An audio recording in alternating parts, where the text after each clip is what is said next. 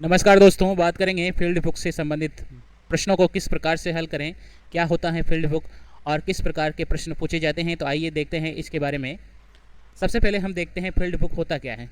और सबसे पहले फील्ड बुक के बारे में जान लेते हैं कि विभिन्न प्रकार के सरल रेखीय भूखंडों एवं प्लांटों, खेतों, मैदानों आदि जिनकी पूर्ण रूप से सीधी रेखा में नहीं होते हैं, पूर्ण रूप से सीधी रेखा में नहीं होते हैं, उन आकृतियों को फील्ड बुक के सूत्रों के द्वारा सॉल्व किया जाता है। अब फील्ड बुक में इन आकृतियों के क्षेत्रफल को ज्ञात करने हैं तो फील्ड बुक का प्रयोग किया जाता है। ठीक है, जिन आकृतियों का या जिन खेतों का या जिन प्लाटों का डिजाइन पूर्ण रूप से सीधी रेखा में नहीं होता है तो उनको हम फील्ड बुक की सहायता से हल करते हैं। फील्ड बुक से की सहायता से उनके क्षेत्रफल को ज्ञात करते हैं।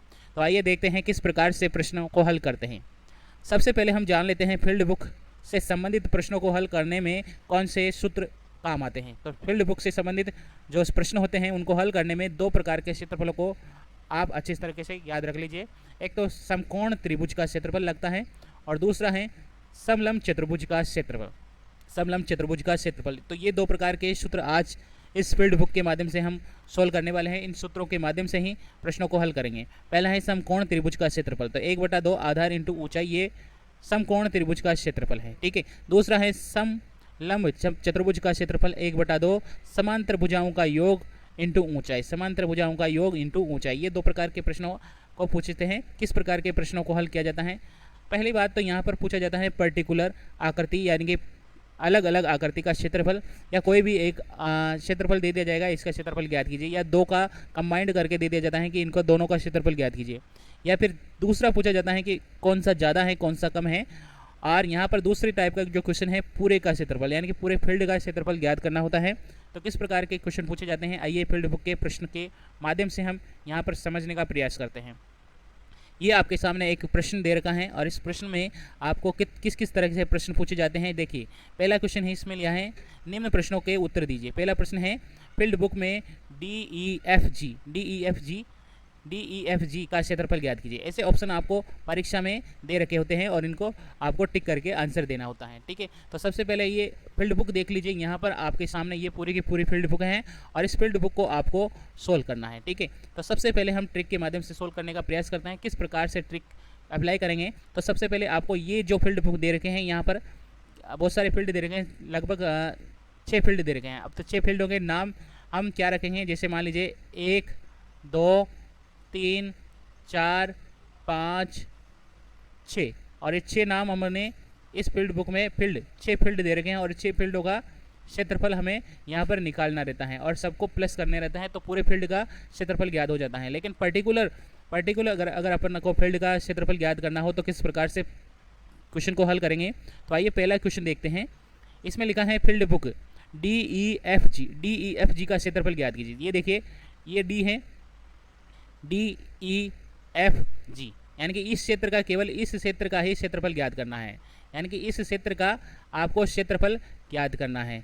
यानी कि इसमें कौन कौन सी आकृति आती हैं, तीसरी और चौथी आकृति यहाँ पर आती हैं। और तीसरी चौथी आकृति में देखेंगे कि जो चौथी आकृति है वो त्रिभुज है और तीसरी आकृति है वो समलंब चतुर्भुज है। ठीक है, अब दोनों का क्षेत्रफल निकाल के हम उनको प्लस कर देंगे तो आंसर आ जाएगा। ठीक है, आंसर आ जाएगा। यहाँ पर ऊपर है 100। ठीक है, 100 है यहाँ पर। ठीक है, यहाँ पर 40 है, यहाँ पर 50, 70 और 100। ठीक है, तो यहाँ पर हम दोनों का क्षेत्रफल निकाल के देखेंगे। दूसरा किस प्रकार से प्रश्न पूछा जाता है, यहाँ पर है ए बी सी जे का क्षेत्रफल। कहाँ पर है, ए बी सी जे, मतलब इस आकृति, यानी कि पहली आकृति का क्षेत्रफल हम उनको ज्ञात करना है। दूसरे क्वेश्चन में पहली आकृति का ही क्षेत्रफल ज्ञात करना है। ठीक है, तो ये दूसरा क्वेश्चन का आंसर हो जाएगा।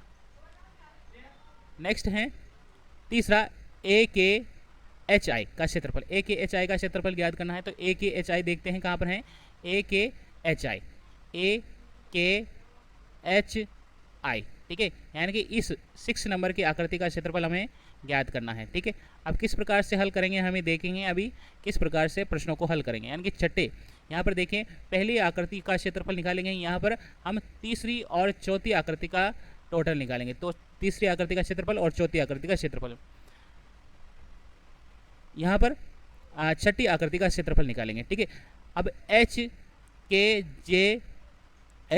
एल जी का क्षेत्रफल, जी एल एफ के क्षेत्रफल से कितना अधिक है, मतलब यहाँ पर एच के जी एल जी का क्षेत्रफल निकालेंगे, उसमें से माइनस करेंगे जी एल एफ वाल का क्षेत्रफल, ठीक है।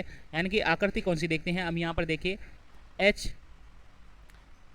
एक है, क्या है, देखिए वापस देखते हैं एच के एल जी, एच के एल जी, ठीक है। एच के एल जी देखिए, एच के एल जी यानी कि ये 5वें नंबर की आकृति है। 5वें नंबर की आकृति में से कौन सी आकृति माइनस करनी है, देखिए यहाँ पर 5वें नंबर की आकृति में से हमें G L F, G L F, G L F कहाँ पर है, जी एल एफ यानी कि इस आकृति का क्षेत्रफल, चौथे आकृति का क्षेत्रफल हम माइनस कर देंगे, यानी कि 5वीं आकृति में से चौथे आकृति का क्षेत्रफल हम माइनस कर देंगे, ठीक है। तो यहाँ पर माइनस करते हैं। अब क्वेश्चन को हल करते हैं। इस प्रकार से आपको पहले क्राइटेरिया तैयार कर लेना है ताकि क्वेश्चन को आसानी से हल कर पाए, ठीक है। तो सबसे पहले हम स्टार्टिंग से पहले क्वेश्चन को हल करते हैं। यहाँ पर देखिए पहला क्वेश्चन है हमारा, field book D E F G का क्षेत्रफल ज्ञात कीजिए, यानी कि तीसरी आकृति और चौथी आकृति का क्षेत्रफल, ठीक है। तीसरी आकृति एक त्रिभुज है जिसमें आधार कितना है, आधार और ऊंचाई, आधार देखिए 50 है और ऊंचाई 70 से 100 के बीच की है, यानी कि 30 है। 70 और 100 का डिफरेंस कितना हुआ, 100, 30। तो आधार 30 और ऊंचाई आधार 50 और ऊंचाई 30, ठीक है। तो पहली आकृति का क्षेत्रफल हम निकालते हैं, पहला क्वेश्चन, ठीक है। आकृति 3 का क्षेत्रफल, ठीक है। आकृति 3 का क्षेत्रफल क्या होगा, 1/2 आधार इंटू ऊंचाई, ठीक है। 1/2 कितना है, आधार कितना है 50 था और ऊंचाई कितनी थी 30 थी, ठीक है। कैंसिल करेंगे, 50 से कट जाएगा कितनी बार, 25 बार, और 25 से 30 को गुणा करेंगे तो 750, ठीक है, 750 मीटर स्क्वायर।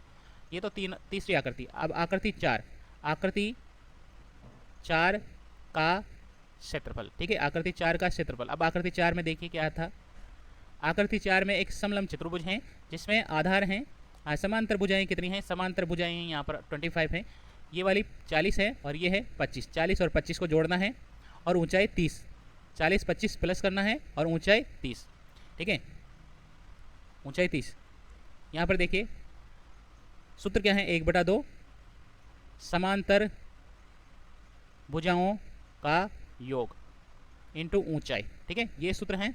और यहाँ पर 1/2 समांतर भुजाएं कितनी हैं, 40 प्लस 25, ऊंचाई कितनी है 30, 40 प्लस, ठीक है, ऊंचाई कितनी है 30। तो यहाँ पर ये हो जाएगा 1/2, ये हो जाएगा 65, 40 प्लस 25 65 इंटू 30, ठीक है।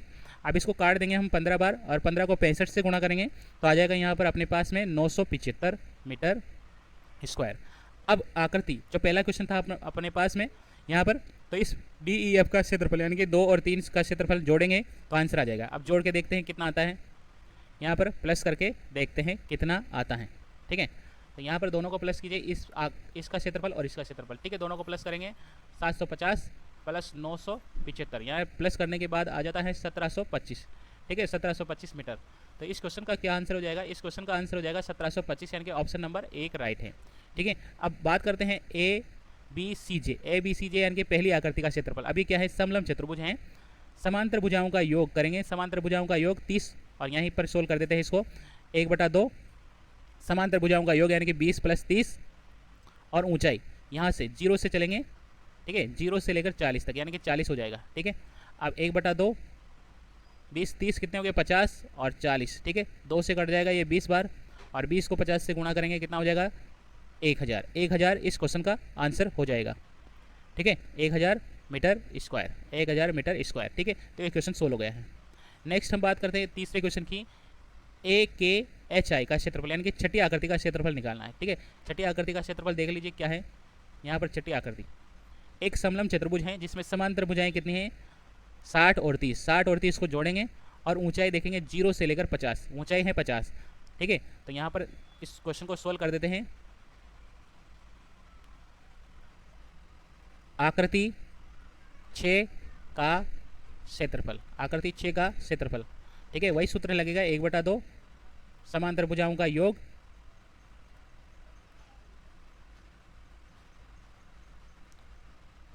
इंटू ऊंचाई, ठीक है, ऊंचाई। अब 1/2 समांतर भुजाएं कितनी कितनी हैं, तो समांतर भुजाएं थी 30 और 60, 30 और 60 ऊंचाई कितनी है यहाँ से, 0 से 50 था यानी कि 50 है, ठीक है। अब 1/2, 60 और 30 90 इंटू 50, ठीक है। ये पर यहाँ पर कट जाएगा ये 25 टाइम 25 बार, और 25 को 90 से गुणा करेंगे। 25 को 90 से गुणा करने पर कितना आएगा, ठीक है।